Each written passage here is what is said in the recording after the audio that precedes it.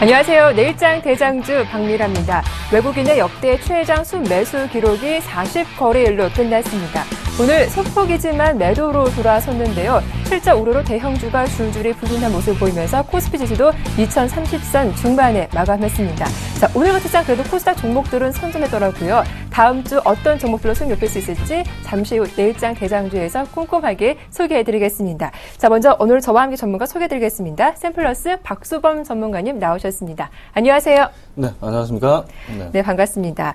자, 한 주를 마감하는 금요일장입니다. 내일장 대장주 프로그램 말미에는 종목 상담도 도와드리고 있죠. 02-3153-2611번, 013-3366-0110번을 연락 주시면 자세한 설명 도와드리겠습니다. 매수하신 종목명과 매수가 비중 질문 남겨주시면 꼼꼼한 상담 도와드릴게요.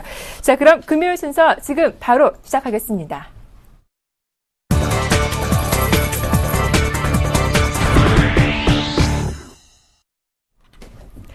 자, 오늘 장 이슈 공방 시작하도록 하겠습니다. 어제도 이야기가 나왔지만 환율 문제 오늘 또다시 거론됐습니다. 원달러 환율이 1,061원대 마감하기도 했는데요. 하지만 오늘 외국인의 수급에 좀 변화가 있었죠. 41거래일 만에 매도가 나왔습니다. 매도 폭이 크지는 않았지만 그래도 일단 큰 변화가 아닐까 싶거든요. 박수범 전문가님, 오늘 장 어떻게 보셨나요? 네, 오늘 장 아무래도 지금 최근에 환율이 좀 많이 좀 하락한 부분에 있어서 어제 같은 날 이제 정부에서 구두상으로 간접적으로 환율 시장에 대해서 좀 개입을 한 부분도 있고, 그다음에 직접적으로 10억 달러치나 어제 정부 쪽에서 이제 정부 자금이 들어왔다는 부분에서 원달러가 다시 한번 더 1,060원까지 올라왔습니다. 뭐 이런 분위기가 오늘까지도 조금 좀 이루어지면서 외국인들이 어느 정도 이제 환차익 매도 물량이 좀 나오면서 좀 외국인들이 좀 적극적인 모습이 아니라 그야말로 계속 순매수를 해주던 부분들이 오늘 40일 거래일 만에 드디어 매도 물량이 좀 나왔습니다. 그렇기 때문에 그런 부분에 있어서는 뭐 원달러 환율 부분에서 우리가 조금은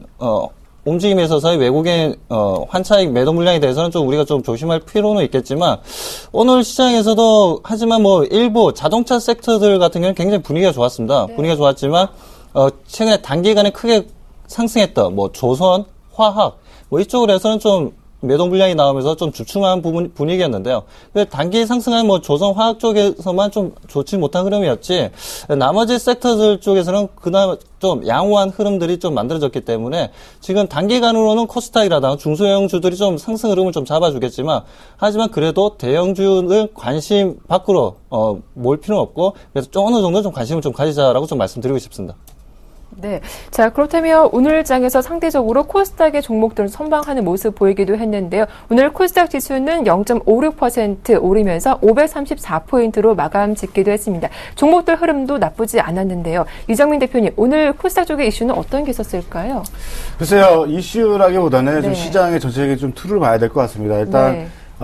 거래소 쪽으로 모든 시야가 좀 집중이 되어 있었고, 또, 그러다 보니까 코스닥 쪽으로는 수급이 좀 들어오지 않았고, 또 들어오지도 않는 상황에서 투신권들의 어떤 일방적인 매도세로 인해 좀 코스닥이 좀 실적이 좋음에도 불구하고 못 갔던 섹터들이 있어요. 네. 그리고 너무 과도하게 빠진 감이 있었던 종목군들이 지금 시장이 이렇게 거래소 쪽에서 출렁일 때 좀 반격을 좀 시도했던 것이 아닌가라는 생각을 좀 해보고요.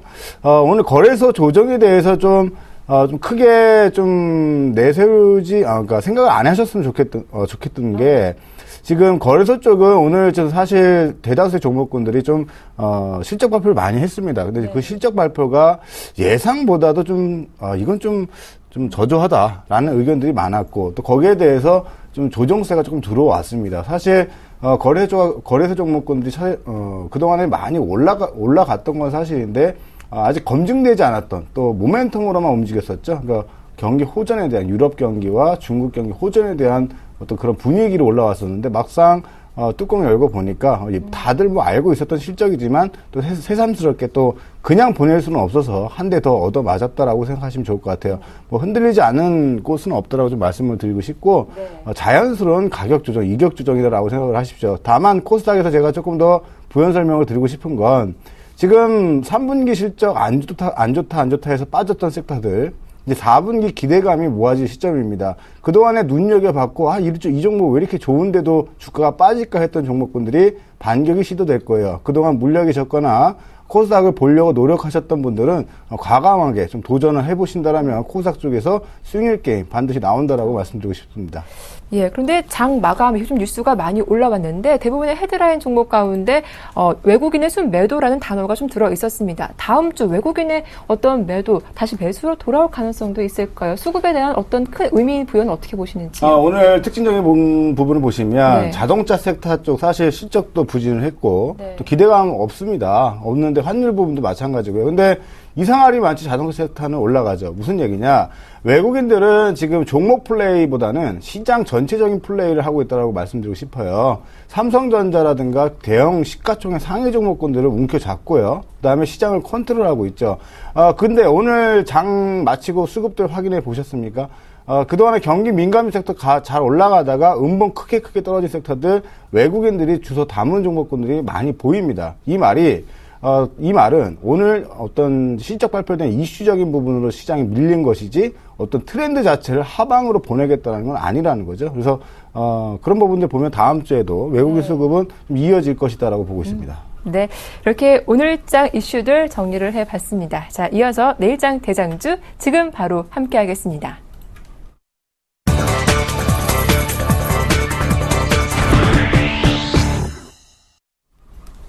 네, 전문가님들의 포트폴리오와 수익률 엿볼 수 있는 시간이죠. 대장주 포트폴리오 어떤 것인지 여러분들께 알려드리겠습니다. 대장주 포트는요, 쉽게 따라해볼 수 있는 종목들로 구성이 되어 있으니까요. 안전한 수익률 내고 싶으신 분들 어떤 종목들이 있는지 주목해 주시면 도움이 되실 것 같습니다. 자, 이어지는 불기둥 종목은 내일장에서 말 그대로 급등할 수 있는 종목들 소개해드리고 있으니까요. 여러분들의 많은 관심 부탁드리겠습니다. 자, 먼저 이번 주 출연했던 전문가들의 포트폴리오 수익률부터 화면을 통해 소개해드리겠습니다. 네, 먼저 박수범 전문가의 대장주 포트입니다. 에이즈렌터가 9.5% 높은 수익률을 기록하고 있고요. 현대위아 포트 편입된 이후 수익률이 늘었습니다. 2.3% 플러스를 기록하고 있습니다. 네, 다음은 김양균 전문가님의 대장주 포트폴리오입니다. 대현이 오늘 매수가를 회복했고요. 플랜티넷도 1.7% 오르면서 매수가 대비로는 3.9% 수익을 달성하고 있습니다. 자, 이어서 박근호 전문가 포트폴리오입니다. SAMT가 어제 급락 이후 오늘 2% 급등했습니다. 매수가 다시 회복하면서 현재 보합권에 머물러 있습니다. 이어서 이정민 대표의 대장주 포트폴리오입니다. 위메드가 5% 가까이 올랐죠. 수익률 7.3% 기록하고 있고요. 원익 IPS도 4.2% 높은 수익률 기록하고 있는 상태입니다. 이어서 이경란 전문가 포트폴리오 살펴보겠습니다. SM 매수가 잘 줬죠. 수익률 1.5%이고요. 할인만 아쉽게도 매수가를 밑돌면서 0.8% 마이너스권에 있습니다. 네, 먼저 종목들 AS 받아볼 텐데 박수범 전문가님, 에이즈렌터가 꾸준히 잘 달리고 있는 종목입니다. 벌써 수익률이 10% 가까이 되고 있어요. 네, 맞습니다. 에이즈렌터가 제가 제시한 이후에 계속해서 상승 흐름을 좀 잡아주고 있는데요. 자, 차트를 보면서 말씀드리도록 하겠습니다. 지금 이제 보시다시피 22평선 위에 형성되어 있는 부분들입니다. 그렇기 때문에 여러분들이 최소한은 11,000원까지는 무난하게 상승 흐름을 좀 잡아줄 수 있다라고 좀 보시면 되고요. 11,000원에서 어느 정도 저항 흐름들은 좀 나갈 수 있는 부분이겠지만 제가 제시한 12,000원까지는 계속해서 좀 끌고 가는 흐름을 가져가자라고 좀 말씀드리고 싶습니다. 네. 역시 제시하신 목표가 12,000원까지는 끊임없이 홀딩해보자라고 하시니까요. 보유하신 분들 걱정 없이 잘 갖고 계시면 도움이 되실 것 같습니다. 자, 이어서 이정미 대표님의 포트폴리오인데요. 일단 위메이드와 원익 IPS 높은 수익률 자랑하고 있습니다. 그런데 문제가 금호석유인데요. 금호석유가 오늘 좀 아쉽게도 좀 밀리는 모습이었어요. AS 부탁드릴게요. 네, 지금 금호석유를 좀 말씀을 드리겠는데, 오늘 제가 아까 서두에 말씀드렸듯이 조금 밀리는 종목군들, 또 끝나고 나면은 또 쓰고 잡혀있는 종목군들. 그러니까 제가 금호석유를 제안을 드릴 때 서두에 이런 말씀 드렸습니다. 운봉이 나오길, 눌림목이 나오길 기다리던 종목이다. 오늘 21선 자리에서 아래 꼬리 터치가 나오면서 제가 가격 밴드를 드렸었죠. 그래서 네. 최하단선까지 이제 밴드가 설정이 됐고 그 자리에 터치가 됐다라고 말씀을 드리고 싶고요. 매수 찬스다라고 말씀을 드릴 겁니다. 그리고 지금 금호석유 같은 경우에는 일단은 중국 쪽 모멘텀이 지금 타이어 수요가 계속 확대되고 하고 있다는 점을 좀 착안하셔서 좀 이럴 때 좀 싸게 거래될 때 좀 포트에 담아 놓으시면 수익 줄 수 있는 종목이고 저는 네. 계속해서 보유 관점 말씀드리도록 할게요. 네, 알겠습니다. 금호석유 보유하신 분들은 대응 전략 잘 참고해 보시길 바라겠습니다. 자, 이어서 오늘의 대장주 종목들 살펴봐야겠죠? 박수범 전문가님의 종목부터 화면을 통해서 공개하겠습니다. 자, 오늘 가져오신 종목 어떤 종목일까요? 한 종목 들고 오셨군요. 대한항공입니다. 어제 실적을 발표했는데 영업이익이 예상치를 하회했습니다. 다만 원화 강세 기조는 주가 흐름에 긍정될 거란 전망이 우세한데요. 어제 5% 급등 이후 오늘은 조금 약보합권의 거래를 마치기도 했습니다. 자세한 설명 들어보죠. 네, 대한항공이요. 네, 설명해 주세요. 네, 대한항공 여러분들 보시다시피 지금 현재 원화가 강세입니다. 그 하나의 이슈죠. 지금 시장에서의 가장 큰 이슈는 아무래도 원화 강세, 달러 대비해서 원화 강세가 가장 이슈인데 그 중에서 가장 큰 수혜를 볼 수 있는 게 도대체 어느 분야냐? 바로 여행, 레저, 카지노 쪽입니다. 우리가 소위 얘기하는 놀자라는 놀자 종목들이죠. 그 중에서 제가 오늘 여러분들께 제시하는 종목이 이제 대한항공입니다. 자, 대한항공 하면 대한민국에서 모르시는 분들이 아마 없으실 겁니다. 그야말로 뭐 대한항공 한 번쯤은 여러분들이 뭐 비행기를 타게 된다면 아마 대한항공 항공기를 한번 이용을 하실 것 같은데요. 자, 대한항공에 대해서 제가 환율적으로 처음에 말씀드렸는데 환율에 있어서 우리가 좀 봐야 되는 부분이 대한항공 같은 경우에는 이제 여러분들이 아실지 모르겠지만 부채가 굉장히 많습니다. 부채가 달러 부채가 굉장히 많은데 달러 부채가 거의 77억 달러나 됩니다. 이 77억 달러나 되다 보니까 환율이 10원 움직일 때마다 부채가 770억이 왔다 갔다 합니다. 우리나라 돈으로 원화로 770억이 왔다 갔다 하다 보니까 그 부분에서 환율이 그야말로 이제 원화 강세를 보여주게 되면 그야말로 부채 비율이 떨어지게 되죠. 예, 그런 부분에서도 우리가 이제 대한항공 정말 좀 봐야 된다는 부분이고, 그리고 이제 원화가 또 내려오게 되면 또 해외로 나가는 이용객들이 굉장히 많아집니다. 그 부분들이 또 10원이 움직일 때마다 거의 영업이익률로 따지자면 늘어난 140억 정도가 우리나라 돈으로 140억 정도가 늘어난다는 부분들이죠. 이러한 부분에 있어서도 원화 강세 흐름에 있어서 대한항공은 우리가 정말 관심을 좀 가져야 된다라고 좀 말씀을 좀 드리고 싶습니다. 자, 최근에는 이제 그 인적 분할을 좀 했었죠. 한진칼이라는 이제 지주사와 그리고 최근에 그 사업 회사로 이제 대한항공으로 이제 인적 분할이 된 부분인데 이제 대한항공이 이제 사업적인 부분에 있어서 홀로 이제 성장할 수 있는 흐름들은 좀 나와줄 수 있다라고 좀 보고 있고요. 그리고 제가 또 대한항공을 또 들고 나온 이유가 우리나라가 지금 현재 전 세계적으로 FTA를 체결하고 있는 국가가 지금 46개국입니다. 46개국인데 이들과의 이제 관계에 있어서도 지금 현재 항공 물류 쪽이 계속해서 성장을 흐름을 좀 보여주고 있다는 부분이죠. 그러니까 꽃 관련된 이제 하회라든가 그 신선 채소라든가 이런 부분에 있어서 항공 물류 부분들이 계속해서 좀 늘어나고 있는 부분들입니다. 그렇기 때문에 그런 신선 관련된 이제 물류 사업 쪽으로 해서 대한항공의 물류는 기존보다도 좀 더 큰 매출 흐름을 좀 보여줄 수 있다는 부분에 있어서 대한항공 우리가 좀 관심을 가져야 된다라고 말씀드리고 싶습니다. 자, 그리고 잠깐 그 수급을 좀 확인하도록 하겠습니다. 자, 대한항공 같은 경우는 최근에 수급이 굉장히 좋게 나오고 있는데요. 자, 오늘 같은 경우에도 정말 기관과 외국인들이 동시에 계속해서 매수 물량들이 지금 현재 들어오고 있다는 부분들입니다. 그렇기 때문에 자, 기관 같은 경우에는 그 전에 10월 18일부터 계속해서 매수 물량이 들어왔었고요. 최근에 이제 4일 동안 오늘 같이 외국인들이 매도를 하고 있지만 실제로 대한항공 같은 종목에는 계속해서 매수 물량이 들어오고 있다는 겁니다. 그렇기 때문에 대한항공은 기관과 외국인이 쌍끌이를 해주고 있는 종목이다. 그렇기 때문에 우리가 좀 안전하게 지금 현재 이제 어느 정도 단기간 상승 흐름을 좀 잡아줬지만 지금도 늦지 않았다는 겁니다. 지금이라도 우리가 충분히 발을 담궈서 수익을 만들 수 있는 시점이다라고 좀 말씀을 드리고 싶고요. 자, 그렇다면 좀 차트를 보면서 얘기하도록 하겠습니다. 자, 차트가 오늘 종가가 28,500원이었고요. 전 고점이 지금 보시다시피 39,600원입니다. 오늘 38,500원이었죠. 자, 전 고점 부분까지 지금 올라온 흐름인데요. 여기서 이제 매수가를 좀 제시해 드리도록 하겠습니다. 자, 매수가는 일단 일단 그 38,000원을 좀 제시해드리고요. 38,000원 제시해드리고, 목표 가격은 45,000원까지 우리가 꾸준하게 좀 들고 가자라고 좀 말씀드리고 싶고, 손절 가격은 좀 짧게 잡아서 37,000원. 5일선 부근을 좀 지지해주지 못한다면, 일단은 우리가 대한항공, 손절을 좀 하고 다시 보자라고 좀 말씀드리고 싶습니다. 예, 그런데 대한항공 좀 실적에 대한 이야기를 안 할 수가 없을 것 같습니다. 3분기 실적 예상보다 좀 하회하는 모습 보이기도 했는데 증권사마다 4분기에 대한 실적도 전망이 엇갈리는 모습 나오고 있더라고요. 목표가 45,000원, 좀 중장기적인 시각인 건가요? 아니, 4분기는 예.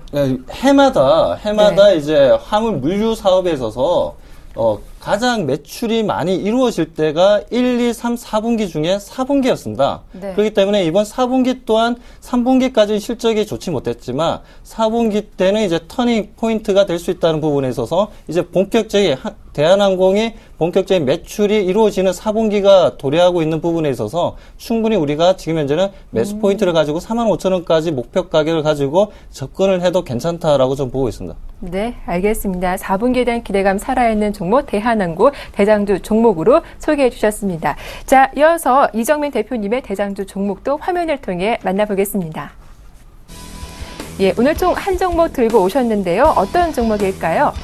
네, 코오롱 생명과학 들고 오셨습니다. 제약주 가운데 한 종목인데요. 3분기 영업이익은 전년 대비 20% 정도 감소했던 기업인데 4분기에 대한 기대감은 살아있습니다. 오늘은 어제 종가 딱 보합에 마감했습니다. 기업에 대한 설명과 투자 포인트 들어보겠습니다.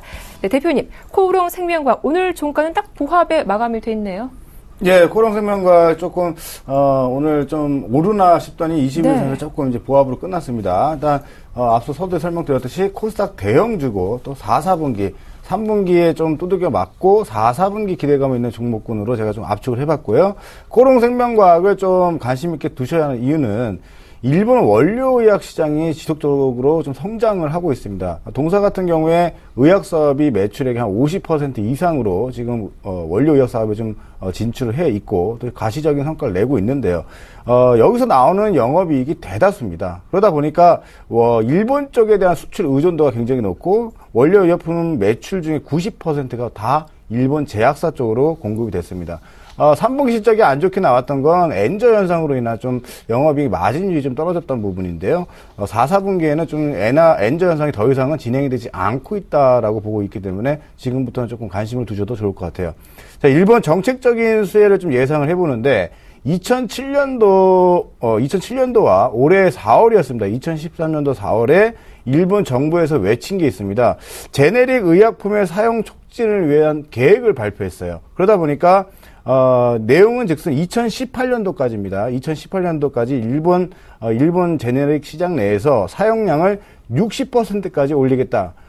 일본 제네릭 시장을 60%를 확충하면은, 매출이, 일본 쪽에서 90% 매출이 나오고 있는, 수출을 하고 있는 코오롱생명과학이 당연히 영업이익이 늘어날 수밖에 없는 부분이고요. 더 좋은 것은 뭐냐면, 올해 3월 기준으로 따졌을 때, 일본 제네릭 사용량이 25.6%예요. 그러니까 성장할 수 있는 공간이 일본 정부에서 60%를 외쳤기 때문에 35%가 아직 남아있다는 얘기입니다. 그 35%는 2배가 넘는 수치죠. 지금 수치에서. 그래서 성장을 할 수 있는 시장의 파이를 가지고 있다는 점이에요. 지금 동사 같은 경우에 고혈압, 그리고 알츠하이머병, 그리고 항알러지, 고지혈증 등의 어떤 신규 원료 의약품 매출이 지속적으로 성장이 기대되고 있는데 바로 일본 쪽입니다. 그래서 원료 의약품이 계속해서 일본 쪽으로 수출하고 있다는 점. 근데 제가 조금 더 4, 4분기에 집중을 하셔야 되는 부분은 뭐냐면 티슈진 C라는 임상 3상으로 지금 신약 개발 같이 상승이 되고 있는데 티슈진 C가 뭐냐면 지금 뭐 자료화면 보시면은 네. 기존에 우리가 퇴행성 관절염은 인공 관절염을 하기 위해서 수술이 들어갔죠. 관절을 절개해서 인공 관절을 넣었는데 지금 티슈진 C가 뭐냐면 주사로 간단하게 시술이죠. 그러니까 수술이 아니라 간단한 시술만으로 안에의 관절을 좀 재생시킬 수 있는 그런 의약품이라고 보시면 돼요. 이 부분에 대해서 조금 관심을 두시고 좀 보시면 되는데 이 부분이 바로 임상 3상이 진행이 되고 있기 때문에 4, 4분기에는 이 신약 개발에 대한 가치가 상승될 수 있다는 부분입니다. 그래서 수술 없이 1회 주사만 투여를 하게 되면 1년 이상 무릎 통증이 완화가 됩니다. 그래서 주기적으로 우리가 보톡스 맞듯이 네. 주기적으로 이제 1년에 한 번씩만 무릎 관절에다 주사를 맞아준다면 지금 퇴행성 관절염이 제가 주변에 어머니들 한번 물어보면 네. 굉장히 고통을 호소하시더라고요. 그래서 간단하게 좀 어떤 치유, 그러니까 시술로 간단하게 좀 치유를 할 수 있기 때문에 네. 좀 눈여겨 보시면 좋을 것 같고요. 언제쯤 시중에서 만나볼 수 있나요? 그 이야기. 글쎄요, 이게 좀 몇 년 좀 걸릴 거면 한 3, 4년 잡고 있는데, 네. 어떤 바이오 산업 같은 경우에는 미래에 대한 기대감으로 움직이기 때문에 네. 지금 주가에 이미 투영이 되고 있습니다. 그래서, 조금 더 또 부연 설명 드리면 올해 1분기였어요. 올해 1분기에 충주 공장에 공장을 증설을 완료했습니다. 공장을 증설을 했는데 음성 공장이 지금 생산 능력이 1천억 원, 그리고 충주 공장이 1,800억 원이 추가가 되는 거예요. 그러니까 기존의 캐파 생산 능력에 무려 2배 가까운 수치가 증가되는 거죠. 근데 왜 이러한 설비 투자를 단행을 했을까요? 앞서 설명드렸던 일본 제네릭 시장의 성장입니다. 바로 정부 정책적으로 밀고 있는 사업이죠. 그래서 지금 때마침 설비 투자까지 완료했기 때문에 이런 종목은 좀 유심히 보셔야 된다는 말씀 드리겠습니다. 사태 보면서 좀 설명을 드리겠는데요. 전체적으로 작년 2012년도부터 시작해서 좀 많이 올라왔어요. 많이 올라왔는데 지금 월봉상으로는 좀 월봉을 먼저 보여드리겠는데 좀 크게 올라온 이후에 20개월 이평선에서 가격 조정과 시간 조정을 마무리했습니다. 무려 1년여 가까운 시간을 이제 조정권에 들어왔기 때문에 이제 다시 한번 월봉상의 마디가 한번 뻗칠 수 있는 자리라고 말씀을 드리고 싶고요. 일봉상에서는 요런 패턴을 일명 삼각 수렴형, 깃발형이라고 표현을 하는데, 이제 저항대가 이렇게 존재했고, 아래에서 올라오는 지지대가 존재를 했는데, 이 자리를 지금 돌파를 했습니다. 바로 이번 달에 돌파를 했습니다. 돌파 이후에 지지가 나오는 자리죠. 지지가 나오는 자리인데, 요걸 다르게 또, 이 자리가 지금 지지가 나오는데, 다르게 또, 최근 박스권이 또 요 자리입니다. 이 자리를 지금 돌파가 나왔다가 다시 한번 안착을 시도하는 모습이에요. 그래서 이 박스권을 다음 주 중에 이렇게 올라오게 된다면 이제 지지 확인이 끝났다라고 보시면 좋을 것 같습니다.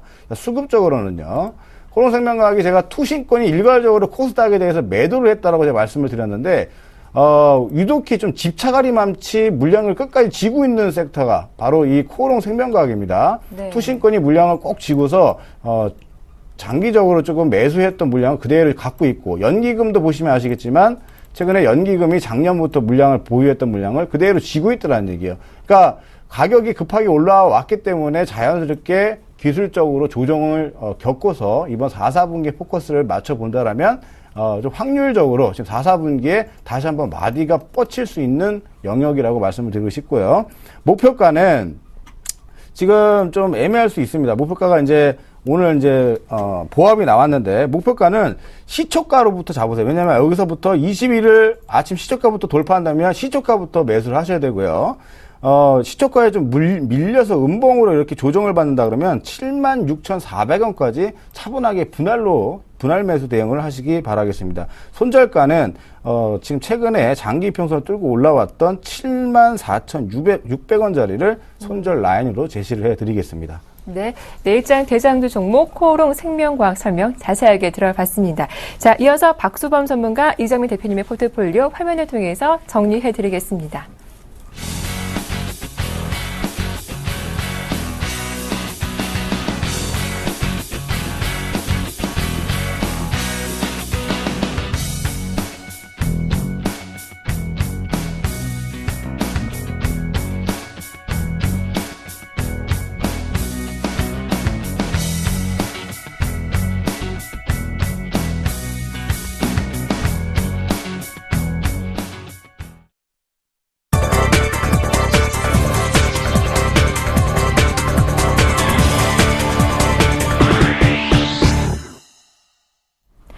네, 내일장 볼기둥 시간으로 이어가 보겠습니다. 종가 기준으로 수익률을 내보고 또 승패도 확인할 수 있으니까요. 여러분들의 많은 관심 부탁드립니다. 어떤 종목 들고 오셨을까요? 내일장 볼기둥 종목 공개합니다. 네, 먼저 박수범 전문가님의 볼기둥 종목은 삼천리 자전거입니다. 오늘 코스닥 쪽에서 외국인의 매수 상위 종목에 오르기도 했는데요. 오늘은 0.8% 소폭 올랐지만 어제 무려 11% 급등했던 종목이기도 합니다. 자, 그에 맞서는 이정민 대표님의 종목은 제이콘텐트리인데요. 지난 목요일이었죠. 장대 음봉이 나온 이후 꾸준히 올랐습니다. 주봉으로는 이번 주 들어 10% 급등한 종목이기도 한데요. 추가 상승 여력 분석해 보겠습니다. 네, 먼저 박수범 전문가님 삼천리 자전거 네. 들고 오셨습니다. 오늘은 조금 보합이었지만 어제 한 11%좀 크게 양봉이 나왔더라고요. 네, 큰 양봉이 나온 이후에 네. 하루 정말 좀 건전한 조정이 이루어진 위치입니다. 그렇기 때문에 내일 정도는 충분히 크게 다시 한 번 더 상승 흐름, 내일이 아니라 월요일이죠. 네. 월요일 날 큰 상승률을 좀 보여줄 수 있는 종목이기 때문에 여러분들께 좀 말씀드리려고 좀 가지고 나왔습니다. 자, 삼천리 하면 여러분들 삼천리 자전거 뭐 다들 아실 겁니다. 뭐 자전거 뭐 어렸을 때도 많이 타실 테고 지금 현재는 뭐 오히려 어떤 뭐 이동 수단이 아닌, 과거에는 좀 우리가 이동 수단 좀 자전거를 사용했지만, 지금은 오히려 뭐 건강이라든가, 자기의 그 헬스, 레저 부분에서 자전거를 많이 구입들 하고 있습니다. 뭐 실질적으로 자전거가 꽤 비싼 자전거 같은 경우는 1,000만 원이 넘어갈 정도의 뭐 가격들을 형성하고 있는데요. 네. 그리고 조금 좀 알루미늄이라든가 뭐 이렇게 만들어진 자전거들 같은 경우에도 거의 뭐 100만 원이 넘는 상황이고, 뭐 티타늄이다 이러면은 뭐 300만 원이 넘어갈 정도로 뭐 고급 네. 자전거들이 많이 있죠. 관심 있으신가 봐요, 자전거에. 네, 뭐 저도 자전거를 이제 네. 너무 좋아해서 뭐 좀 값비싼 자전거를 하나 좀 구입을 해서 좀 타고 다니고 있습니다. 뭐 이정민 전문가님도 네. 뭐 자전거가 좋은 자전거 하나 들고 있는 것 같은데. 아, 그러세요? 네. 궁금한데요. 한 단계 좀 프리미엄급이죠. 네. 박수범 전문가가 타고 다니는 것보다는 한 단계 네. 업그레이드된 자전거입니다. 뭐 산악용인가요, 혹시? MTB라고 해서 네. 산악용 맞고 저 같은 경우는 워낙 가볍기 때문에 들쳐업고 산을 좀 뛰어오를 때도 있습니다. 아, 그렇군요. 자전거에 대한 두 분 전문가님의 설명, 뭐 자랑까지 들어봤는데 좀 기업에 대해서 자세하게 설명을 들어볼 것 같아요. 네, 네. 아무래도 지금 이제 뭐 레저 산업이 좀 확장되는 부분이고, 그게 따라 이제 뭐 자전거 인프라가 계속해서 이제 투자가 정부에서도 좀 이루어지고 있습니다. 뭐 새롭게 신도시가 이루어지는 데는 꼭 이제 자전거 도로라는 게 지금 만들어질 정도로 국민들에게 굉장히 권장을 하고 있는 게 이제 자전거 쪽 레저인 것 같습니다. 자, 그 부분에서도 지금 현재 그 삼천리 자전거 같은 경우에는 국내 점유율이 37%입니다. 그 정도로 이제 국내에서 탑을 달리고 있는 자전거고요. 그렇기 때문에 최근에도 뭐 매출이 꾸준하게 성장 흐름을 좀 잡아주는 부분에 있어서 정말 삼천리 자전거 우리가 좀 관심을 가지고 좀 바라봐야 된다라고 좀 말씀드리고 싶습니다. 자, 그리고 기술적으로 보자면 지금 현재 거래량에 있어서도 계속 꾸준하게 외국인과 기관 또한 최근에 보면 매수를 해주고 있습니다. 외국인과 기관들이 이렇게 3일 연속으로 계속해서 순매수를 해주면서 어제 같은 경우에도 이제 실질적으로 개인들은 좀 매도를 했지만 외국인들이 어제 순매수를 좀 이어나가면서 어제 정말 크게 양봉을 좀 만들어주는 흐름들이었죠. 그 흐름들에 있어서 금일 또한 충분히 뭐 0.84라는 양호한 흐름을 보여줬고, 그리고 이제 월요일 정도에는 좀 더 큰 상승률을 보여주는 큰 양봉이 나와줄 수 있고, 그게 따라 이제 거래량은 좀 더 형성될 수 있는 큰 양봉 만들어줄 수 있으니까요. 여러분들 좀 기대를 좀 해주시기 바랍니다. 자, 그렇다면 매수가를 제시하도록 하겠습니다. 매수가는 자, 17,500원을 제시해 드리고요. 그에 따른 목표 가격은 전 고점 부근이 2만원까지 보시고요. 네. 그리고 손절 가격은 짧게 잡아서 17,000원 말씀드리겠습니다. 네. 매수가가 17,500원인데요. 일단 오늘 종가가 18,050원이었거든요. 다음 월요일 좀 조정이 안 나오고 또 바로 올라간다면 어떻게 하죠? 그냥 포기해야 할까요? 바로 올라간다면 일단은 뭐 매수가보다는 좀 우리가 좀 잡지 못하는 부분이니까요. 네. 예, 그 부분에서 우리가 아쉽지만 뭐 네. 매수하는 건 좀 포기하고 그렇게 좀 대응을 해 주십시오. 또 이게 너무 또 높은 가격에서 또 잡다 보면 이게 또 네. 순간 또 이렇게 단기 급등하는 종목들 같은 경우는 또 순간 좀 매도 물량이 나오면 또 대처하기가 좀 곤란할 때가 있습니다. 그렇기 때문에 제가 제시한 가격대로 네. 대응을 좀 해주시기 바랍니다. 예. 자, 그럼 이정민 대표님, 박수범 전문가님의 삼천리 자전거 좀 어떤 평가해 주시겠어요? 그래서 일단 트레이딩 관점이라 그러면은 네.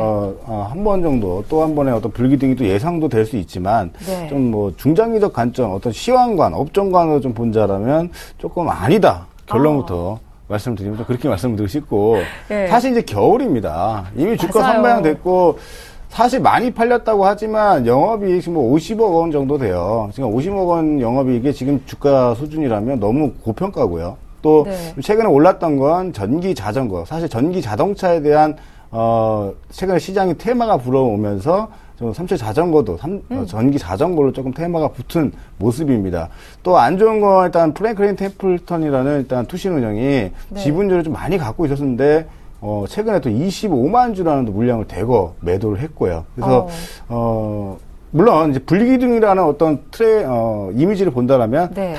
철저하게 단기적 관점이면 저는 노 프로블럼이다. 하지만은 업황 자체가 이제 싸늘한 겨울에는 저조차도 자전거를 안 타기 때문에 맞아요. 조금 조심해야 되지 않을까라는 생각이 듭니다. 네, 일단 트레이딩 관점에서 본다면 다음 주 월요일자 불기둥 종목은 괜찮겠지만 중장기적으로는 힘들 수도 있겠다 이런 말씀을 주셨거든요. 박수범 전문가님, 중장기적인 이 의견 좀 동의하시나요? 일단 제가 뭐 그 부분에 있어서는 뭐 아무래도 주가라는 건 그렇습니다, 항상 뭐 어떤 매출이라든 실적이 받쳐주면서 올라갈 때도 있지만 네. 그에 따른 이제 미래 가치가 선반영되어서 기대감에 올라갈 때가 있다는 겁니다. 그렇기 때문에 주가가 크게 상승할 때는 딱 두 가지죠. 예, 그 기대감에 크게 상승을 하든가 그리고 그 기대감에서 실질적으로 실적이 나왔을 때 두 번째 큰 상승률을 보여준다는 부분입니다. 지금 현재 상황에서는 그 실적에 대한 앞으로 이렇게 해서 뭐 이정민 전문가님이 잘 말씀해 주셨는데 네. 그 앞으로 그 실적에 대한 이제 전기 자전거에 대한 부분 그러한 이제 부분 때문에 지금 현재 삼천리 자전거가 주가가 좀 수급이 형성되면서 가고 있다. 그리고 개인들이 올리는 게 아니라 지금 현재 보다시피 외국인들이 지금 현재 매수를 해주고 있는 부분입니다. 그렇기 때문에 수급적으로도 오히려 지금 현재는 좀 안정적인 부분이 있기 때문에 그야말로 뭐 단발적인 부분으로만 우리가 좀 볼 필요는 없다라고 생각합니다. 네, 알겠습니다. 삼천리 자전거 여러분들 매수가 꼭 잊지 마십시오. 17,500원이었습니다. 잘 참고하시면서 대응하시길 바랍니다. 자, 이어서 이정민 대표님의 종목입니다. J 콘텐츠를 들고 오셨는데요. 주봉으로 보니까 무려 이번 주 들어서만 10% 올랐던 종목이에요. 흐름이 상당히 좋네요. 예, 뭐 악성 루머에 좀 였다가 좀 불필요한 좀 가격 조정을 걸치고 제자리로 왔다라고 좀 보시면 좋을 것 같아요. 지난주 목요일에 한 8% 급락이 나왔는데 왜 그랬던 건가요? 그날 뭐 CB 전환사채를 이제 180억 원가량 루머가 장중에 나왔습니다. 하지만 회사 측에서 이제 6시에 공시를 정확하게 했죠. 네. 사실 확인상 맞다. 우리는 전환사채를 발행할 것이다라고 발표를 했고. 근데 먼저 좀 이 얘기를 먼저 나중에 드리려고 했는데 먼저 드리고 가자. 말 나온 김에. 지금 전환사채를 지금 발행을 했다고 해서 지금 안 좋게 보는 좀 시야들이 계신 것 같은데, 기존에, 부채가 300억 원이 이금융권에 7.5%로 부채를 갖고 있었습니다. 근데 전환사채는 표면 이자율이 0%예요. 이런 걸 갖다 제로 쿠폰이라고 그러죠. 어디 가서 돈을 0%에 빌려 올 수가 있겠습니까? 네. 180억 원 아치를 빼면 120억 원만 이제 7.5%로 부채를 갖고 있게 되는 거고, 0%의 이자율로 180억을 도로 갖고 오게 된 거예요. 그러니까 회사 측에는 훨씬 불필요한 이자 비용을 줄인다는 측면에서 훨씬 이득이라는 거죠. 그래서 저는 단지 그냥 루머일 뿐이다라고 말씀을 드리고 싶고, 오히려 이제 호재라고 볼 수가 있는 부분을 주가 이미 한번 출렁였다 올라갔기 때문에 이제 악재는 다 반영이 됐고 사라졌다. 이제 주가를 기업의 펀더멘털 측면으로만 쳐다보자라는 관점입니다. 그래서 지금 최근에 영화 많이 보십니까? 그렇죠. 많이 보죠. 사실 겨울에 연인과 자전거 타기보다는 극장을 많이 가요.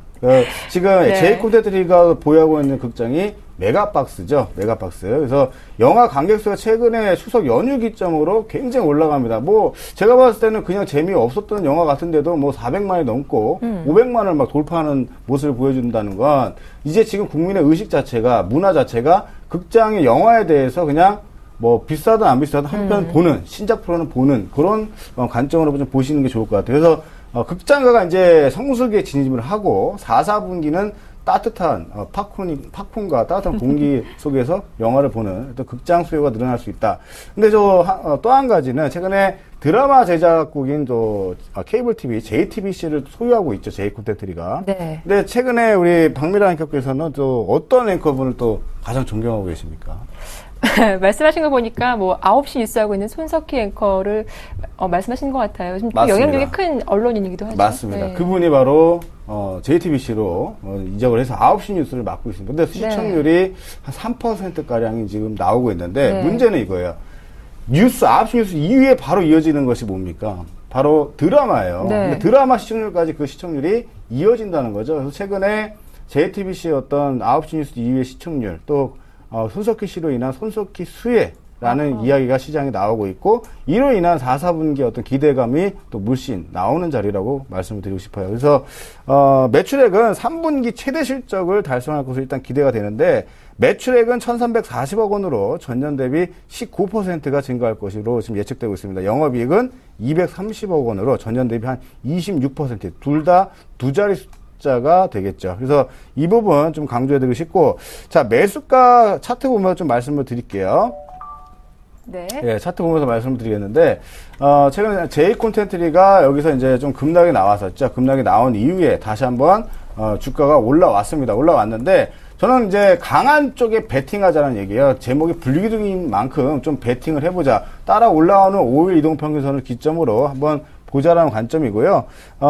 지금 3분기 최대 실적이 나왔기 때문에 일단 실적 발표일까지는 이 트렌드가 계속 유지가 될 것 같습니다. 그래서 전고점 영역까지 목표가를 좀 제시해 드리겠고, 5,100원 선이면 딱 좋을 것 같아요. 그러니까 3에서 5% 목표로 가십니다. 그리고 손절가는 4,700원을 제시를 해드리지만, 손절가 4,700원에 목표가 5,100원. 자, 제가 불기둥에서 소개를 해드렸지만, 이거는 중기 포트로도 가져가도 되는 종목이에요. 그래서 네. 헷갈리지 마시고 두 개 다 적용이 된다라는 점 언급드리고 싶네요. 네, 이렇게 J 콘텐츠를 자세한 설명 들어봤는데요. 박수범 전문가님, 네. 일단 호재가 좀 많았습니다. 뭐 극장가 성수기도 말씀하셨고, JTBC 네. 손석희 효과 어떻게 보시나요? 뭐 극장이라면 아무래도 솔직히 극장 어디 이용하십니까? 네. 제가 좀 논란의 중심에 있는 것 같은데, 저 같은 경우는 솔직히 CGV가 좀 간판이 많이 보이더라고요. 그렇죠. 이제 일반적으로 우리가 극장하면 CGV 하면 롯데 시네마를 많이 이용을 하죠. 근데 지금 제 콘텐츠가 지금 이제 메가박스입니다. 메가박스가 뭐 실질적으로 그렇게 뭐 극장이 많지는 않은 상황이고요. 그런 부분에 있어서 뭐 메가박스 뭐 글쎄요. 아무래도 제 콘텐츠가 그 영화 관련해서 보자면 아무래도 CJ CGV나 아니면 뭐 그쪽 이제 롯데시네마 쪽을 좀 봐야 되는데, 네. 제 콘텐츠리 영화 관련해서 이제 매출이라든가 상승 흐름 잡아주는 부분에서 글쎄 좀 의문점은 좀 생깁니다. 원래 이제 모든 산업 포터들이 뭐 그렇지만 항상 예. 그 가장 강하게 움직임을 쭉 보여주는 게 그 산업군에서 가장 큰 시장 점유율을 보여주고 있는 회사들이기 때문에 제 콘텐츠리 그 손석희 그분 한 분에 대한 이제 또 말씀하셨는데, 네. 이게 뭐 옛날 같은 경우에도 그렇습니다. 이게 연예 기획사들 같은 경우에도 아무래도 이제 옛날에 최근에는 뭐 SM이라든가 주가 흐름이 좋지만 옛날 같은 경우에는 좋지 못했던 이유가 그 한 사람에 따라서 그 사람이 그 갑자기 뭐 다친다든가 아니면 뭐 감기에 걸려서 뭐 어떤 문제가 생기다든가 이런 이제 우리가 예상할 수 없는 돌발적인 현황이 벌어지면서 거기에 따른 매출이 들쑥날쑥 하다 보니까 그런 부분들이 우리가 좀 또 조심하지 않을 수 없는 부분이라고 좀 봐야 된다라고 네. 생각합니다. 일단 뭐 메가박스, 저는 개인적으로 팝콘이 좀 맛있더라고요.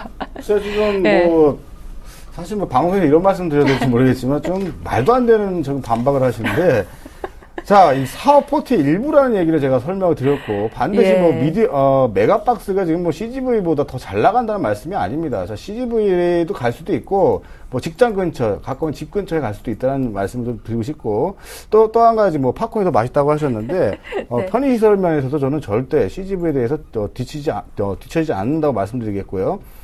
JTBC의 손석희 효과를 말씀드린 건, JTBC라는 간판, 이미지가 바뀐다는 얘기고, 이 시청자의 리모컨이 JTBC 쪽으로 옮기는 횟수가 더 늘어날 수 있다는 얘기를 말씀을 드리는 거예요. 그래서 거기에 대해서 파생되는 효과들을 말씀을 드린 거지, 반드시 손석희 앵커 한 분 때문에 어떤 매출이 뭐 엄청나게 증가한다거나 이런 뜻은 아니었음을 밝혀드리도록 하겠습니다. 네, 참 설전이 뜨거운데요. 일단 승패는 다음 주 이 시간에 확인을 해보시기 바라겠습니다. 내일장 볼게 된 종목이었죠. J 콘텐츠리와 또 한 종목 또 어떤 게 있어 상처를 찾은 것 여러분들 잘 기억을 해두시면 되겠습니다. 자, 이어서 실시간 증문즉설 함께하겠습니다.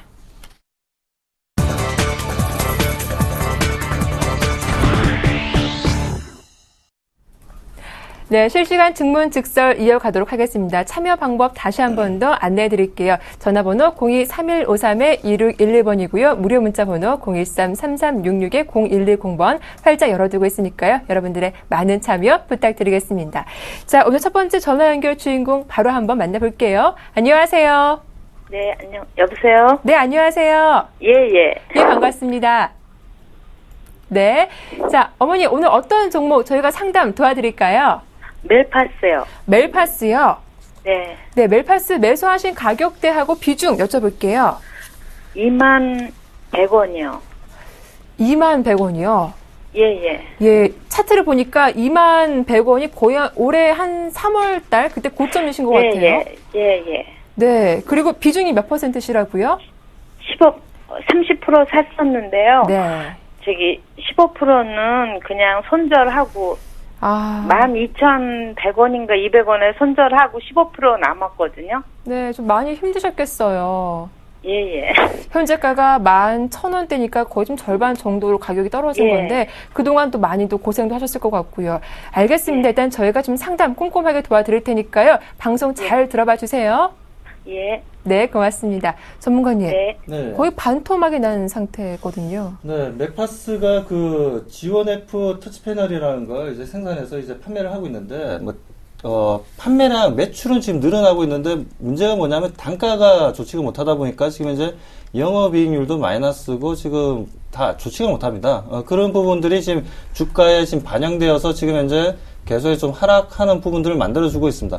자, 지금 역배열된 상태에서 차트를 좀 보면서 말씀드리겠습니다. 역배열된 상태에서 계속해서 이제 하락했던 부분들이 지금 11,000원까지 지금 내려온 부분들인데요. 근데 문제는 뭐냐면 아직까지도 그 정확한 바닥이라는 신호가 아직 안 나왔다는 겁니다. 그렇기 때문에 조금은 염려스럽게는 좀 보여지는데요. 멜파스가 정확하게 좀 상승 반전을 좀 해주기 위해서는 좀 첫째 조건은 일단 거래량은 좀 크게 좀 형성이 돼야 된다는 부분. 그리고 그게 따른 이제 양봉 또한 크게 좀 움직임을 좀 보여줘야 되는데 아직 그런 신호가 아직 나오지 않아서 아직까지 좀 판단하기는 좀 그렇지만 오늘 같은 시장에서 코스닥 시장이 다시 한번 움직임을 좀 보여줬지 않습니까? 네. 그런 부분에서 다음 주까지 한번 멜파스를 좀 지켜보시고요. 네. 그렇게 해도 상승하지 않고 다시 한번 더 좀 하락 부분을 좀 만든다면 그때는 좀 손절이 좀 큽니다. 좀 솔직히 말씀드려서. 그럼 그 반등 포인트를 한 21선까지 좀 봐야 할까요? 어떻게 보시나요? 21선까지 올라와주면 참 고맙겠는데요. 예. 올라올지 안 올라올지는 좀 더 이제 지켜봐야 되는 부분이다 보니까, 섣불리 여기서 이렇습니다, 저렇습니다라고 말씀드리기는 그렇고요. 일단 그 21선까지 올라온다면 그 부분에 있어서 다시 한번 수급이 형성되면서 21선 밑방향으로 좀 일봉상 흐름을 돌려준다면 우리가 좀 더 홀딩을 하면서 좀 그 고진감래를 좀 할 수가 있는 부분이겠지만, 네. 지금 상황에서는 이렇습니다, 저렇습니다라고 좀 얘기하기는 참 힘든 차트입니다. 그렇기 때문에, 일단 수급의 주체도 없는 상황이고, 그야말로 그냥, 흘러내리면서, 그야말로 그 실적도 지금 현재 또 뒷받침 못 해줬던 부분들이 주가에도 크게 악영향을 좀 미쳤던 부분입니다. 하지만 조금 더 우리가 단기적으로 기술적인 반등이라도 좀 나와줘야 되는데, 네. 그 부분들을 우리가 좀 기대를 해보면서 아무튼 네. 지금 현재 좀 코스피 시장은 좀 잠잠해지고 코스닥 시장이 다시 한번 반등을 해줄 시점이니까요. 예. 21선까지 오는지 안 오는지 좀 더 지켜보면서 그 부분에 대해서 좀 다시 좀 대응을 좀 하자라고 좀 말씀드리고 싶습니다. 네, 일단 다음 주 월요일 멜파스 좀 반등이 나오는지 그 여부를 확인하신 이후에 그래도 좀 궁금하시다면 다시 한번 연락 주시면 제가 더 꼼꼼하게 성심성의껏 상담 도와드리겠습니다. 자, 이어서 두 번째 전화 연결 시청자분 연결해 보겠습니다. 안녕하세요. 예, 안녕하세요. 네, 반갑습니다. 네. 예, 일단 어떤 종목 고민되시나요? 예, 삼성 엔지니어링. 네, 매수하신 매수가- 가격대하고 예, 매수가가 네, 178,000원에 한 50%인데요. 178,000원이요. 네. 아이고, 현재가가 73,100원인데 맞으시죠? 한참 오래 가지고 있었거든요. 네. 앞서 제- 전화 연결했던 예. 번보다 더 손실이 좀 크신 것 같은데, 시청자님, 저희가 바로 전문가님 연결 도와드릴게요. 한번 네, 어떤 네. 점이 궁금하신지 말씀 나눠보세요. 네. 네, 대표님. 좀 심심한 또 위로의 말씀 좀 드리겠습니다. 저는 굉장히 큰 마이너스를 기록하고 계신데, 다른 한편으로는 좀 혼나셔야 돼요. 지금, 뭐 매수만 해서 가만히 계시면 주식 굉장히 위험합니다. 항상 대응을 하셔야 되는데 너무나 시간 버리고 돈 버리고 너무 마음고생하고 얼마나 힘드시겠어요. 그래서 이왕 이렇게 된 거 제가 좀 설명을 드리자면 삼성 엔지니어링이 3분기 실적도 굉장히 안 좋죠. 뭐 7,460억 원 정도 적자가 나왔는데 1분기, 2분기, 3분기 다 합치면 1조 1천억 정도의 적자입니다. 네. 근데 그나마 다행인 건 지금 최근에 금융권 여신 같은 경우에는 아직 1조 2천억 정도의 어떤 여유분이 남아 있고 또 부동산 매각을 하겠다라는 회사 의지도 있기 때문에 좀 뭐 그러니까 돈맥 경화죠. 돈이 막히는 우려는 좀 없을 것 같아요.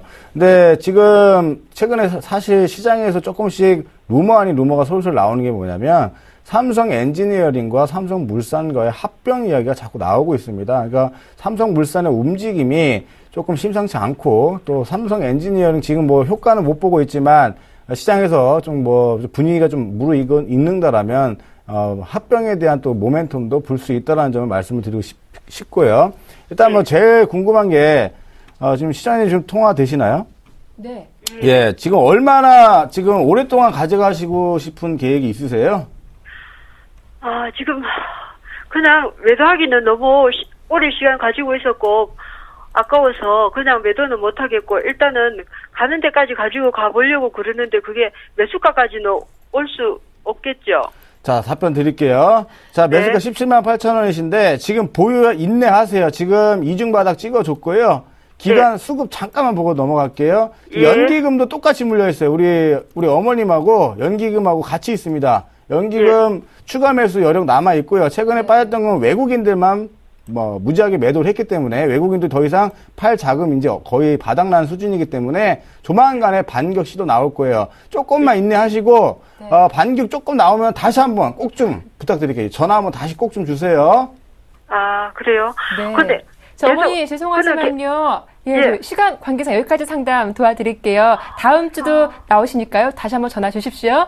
예, 고맙습니다. 예, 고맙습니다. 예. 좀 빠르게 실시간 문자 상담 이어가 보겠습니다. 코디에스라는 종목 들어봤는데요. 이 사모님의 종목이고요. 매수하신 가격대가 5,510원, 비중 40%. 어떻게 대응해 볼까요? 네, 코디에스 아마 전기 자동차 관련지 테마주로서 좀 최근에 좀 크게 좀 상승을 했던 부분이었는데요. 지금 이제 좀 이평선을 일단 이제 차트를 보면서 좀 말씀 좀 드리도록 하겠습니다. 이평선을 지금 현재 22평선을 지금 현재 이탈한 상황에서 지금 5,000원대에서 지금 어느 정도 이제 지지 형태를 좀 보여주려고 하고 있는데 일단 손절가는 제가 정확하게 말씀드리겠습니다. 손절가는 5,000원을 좀 제시해드리고요. 일단 목표 가격은 이제 6,000원을 좀 말씀드리겠습니다.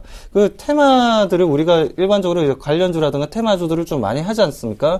테마주들의 특징을 빨리 좀 파악하셔야 되는데 이렇게 22평선이 무너지는 흐름이 나온다면 올해 접근을 하는 게 아니라 빨리 매수를 했다 하더라도 바로 손절을 하고 나오셔야 됩니다. 그렇기 때문에 뭐 코디에스뿐만이 아니라 지금 현재 코디에스 같은 경우에는 기업적인 어떤 어떤 부분보다 오히려 지금 현재 수급이라든가 차트 흐름, 기술적인 분석으로 우리가 좀 접근해야 되는 부분이기 때문에 지금 상황에서는 22평선을 지금 이탈한 상황이고 거기에 따른 5,000원 부근에서 어느 정도 지지 흐름이 나오려고 하고 있는데 아직까지 정확한 매수 물량도 들어오고 있지는 않습니다. 그렇기 때문에 일단 5,000원을 이탈하게 된다면 빠른 손절을 해주시고 그에 따른 이제 대응을 하신다면 매수가보다 위로 올라오는 22평선에서 다시 한 번 더 상승하는 흐름이 나와주고 거기에 대한 거래량이 형성된다면 22평 위로 해서 우리가 전고점 부분까지는 좀 가져가도 된다라고 좀 말씀드리고 싶습니다. 네, 코디에스까지 상담 도와드렸습니다. 자, 오늘 저와 함께 전문가 샘플러스 박수범 전문가 골든 투자 테이블 이정민 대표 두 분과 함께했습니다. 수고 많으셨습니다. 고맙습니다. 자, 내일장 대장주 여기서 마치겠습니다. 즐거운 주말 보내시고요. 감기 조심하십시오. 함께해 주셔서 고맙습니다.